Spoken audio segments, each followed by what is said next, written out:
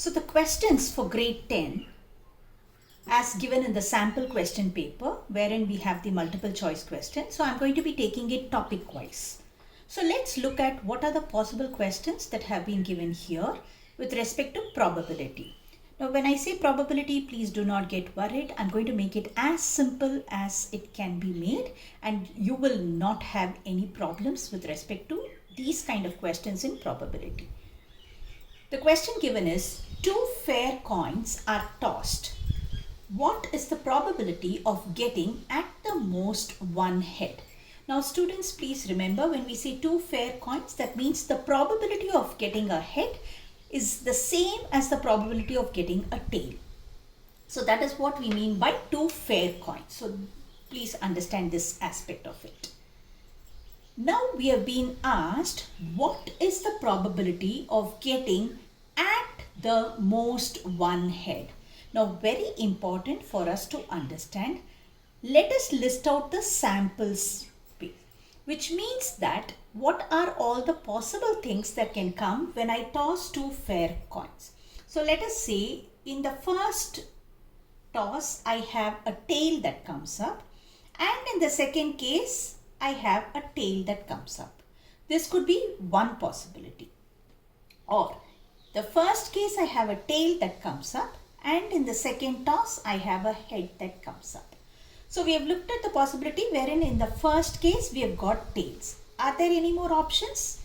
We have tossed it only twice. So in this we've got a tail and a tail, a tail and a head. So these are the possibilities when we have kept the first option as tails coming in our first toss.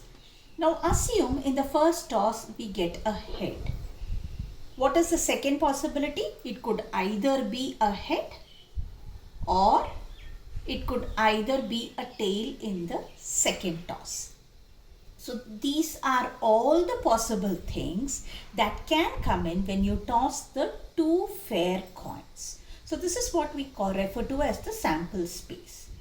Now, what is the event that we desire? Event is what is being given here. What is the probability of getting at the most one head? Now, let us very clearly translate what is given in English to what we need it mathematically.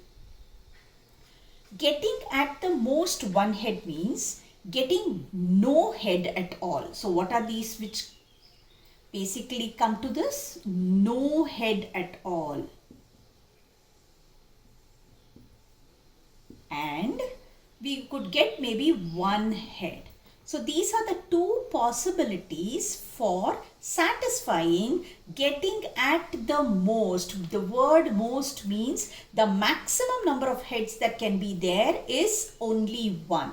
So that means you have no head at all as an option and getting only one head. So now look at our sample space. No head at all. Where is our no head at all? We have this, which is both of them coming in as tails. And at the most where we are talking about only one head. Which of these possibilities have only one head? Here you can see that yes, I'm going to be marking it with a different line so that you know it. This is one head option. Here do we have one head option? We have two heads here. So no, we will not look at this option. And we have one head option which is here. So for this particular event, the probability of getting at the most one head is nothing but 1, 2 and 3 possibilities upon the full sample space. How many were there? 1, 2, 3, 4 possibilities, which makes it 3 by 4. And that is the probability of getting at the most one head. Now you could also do it in another way. You could do it as 1 minus the probability of getting two heads.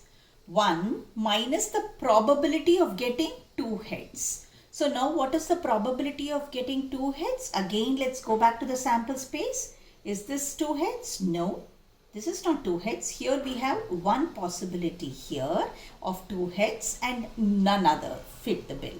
So this means this is nothing but 1 minus the probability of getting two heads is how much? 1 by 4. So what is 1 minus 1 by 4? Is nothing but 3 by 4.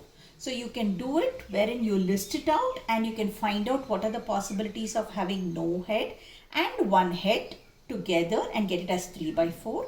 Or another option is where you have 1 minus. Now why do I take 1? 1 is because the probability of an event definitely occurring is 1. So that is why we take 1 minus the probability of having both heads, because we do not want both heads here. We want either a no head option or we have a one head option coming in our toss. And that is 1 minus 1 by 4, which is nothing but 3 by 4. So either way, your answer is 3 by 4. So go back to the multiple choice question and the option is A. So your probability questions, we will be discussing what is being given in our sample question paper in the next few sessions also. And then we will go to the next topic. So I'm going to be taking it topic wise and explain it to you on how to do it. The more you practice these kind of questions, the lesser time that you will be taking.